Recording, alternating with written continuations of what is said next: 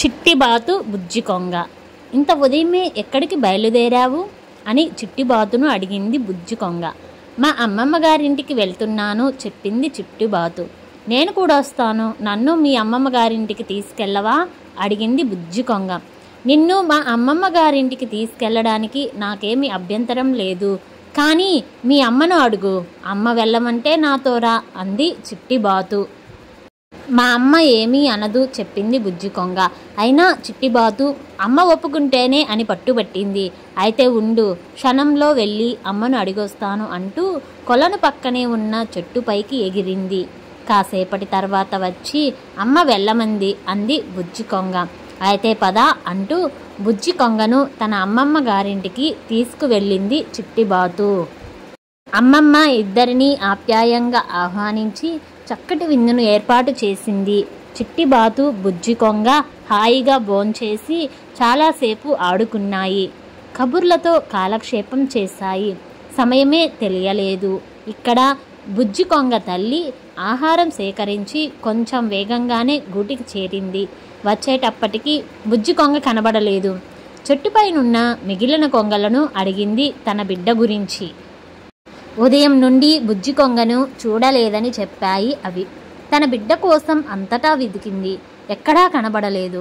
చివరకు చిట్టిబాతు తల్లిని వాకపు చేసింది తన బిడ్డ గురించి.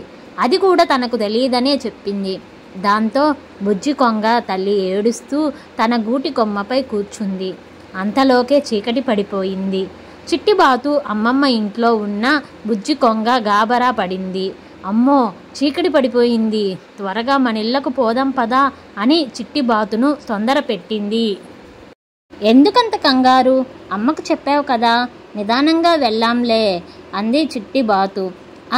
చెప్పానులే అనైతే అంది, కానీ బయలుదేరే వరకు చిట్టిబాతును స్థిమితపడనివ్వలేదు.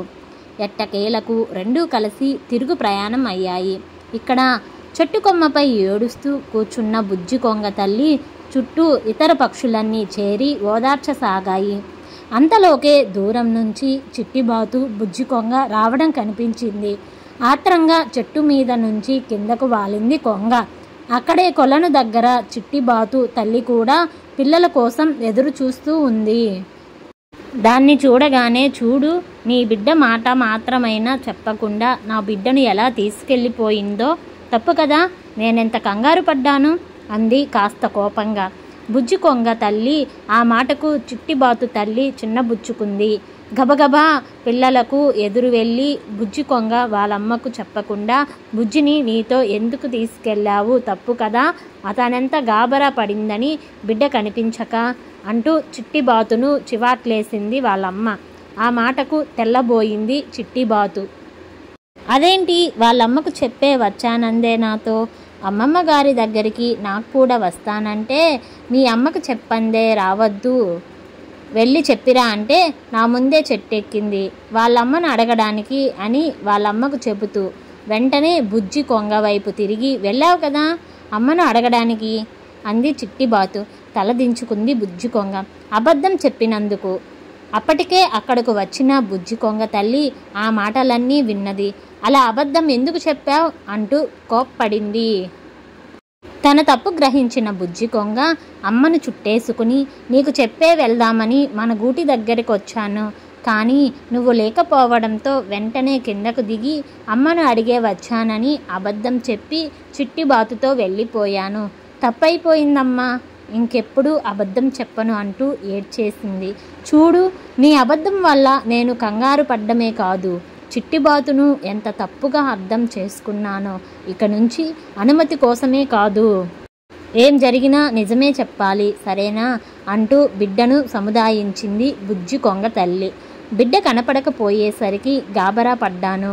ఆ గాబరాతోనే నిన్ను 2 మాటలు అన్నాను, తప్పు పట్టుకోకు అంటూ చిట్టిబాతును దగ్గరకు తీసుకుంది బుజ్జి కొంగ తల్లి.